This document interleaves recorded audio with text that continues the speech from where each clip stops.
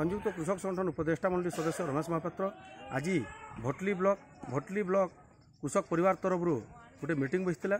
Meeting रे electric bill विषय रे धान बिक्री विषय रे पुंखानुपुंख आलोचना है। इलेक्ट्रिक बिल संबंध में जेन आलोचनाटा है बर्तमान सुधा धान बिक्री पैसा चाषी मान हाथ के नुहे आसे तेल तेणुक डिसेम्बर मासरे पैसा दे न पार्बार लगी सब चाषी प्रकाश करिछन। बर्तमान गोटे टीम होकर जाइछन सेक्शनल ऑफिस के।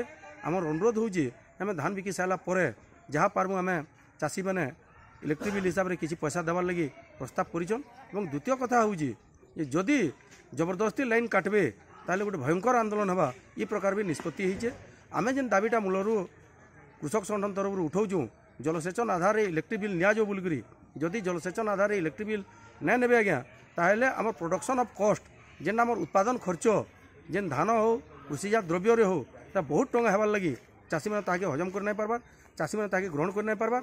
एणु चाषी जेहेतु गुटे अताबिरार चाषी और भटुलीर चाषी अताबिरार 305 टंका दौथार बेले से जलसेचन व्यवस्था आम 3000 टंका बोरिंग रे देकर चाष कर नहीं पारूँ ये प्रकार जुक्ति रखिक आम कहबार लगी चाहूँ अताबिरार जेनता 305 टंका एकड़ प्रति वर्षक नौचन भटली अंचल चाषी मानकर भी इलेक्ट्रिक बिल बाबद नहीं 305 टंका वर्षक हिसाब से जदि नि जाए ताहले आमर उपरे गोटे समान आईन है एवं कृषक मान उपरे गोटे समदृष्टि है बोली अनुभव है और कृषक मैंने समृद्ध हे और कृषक मैंने आवा दिन उत्साहित होकर चाषबास करवार लगी अनुप्राणित हे।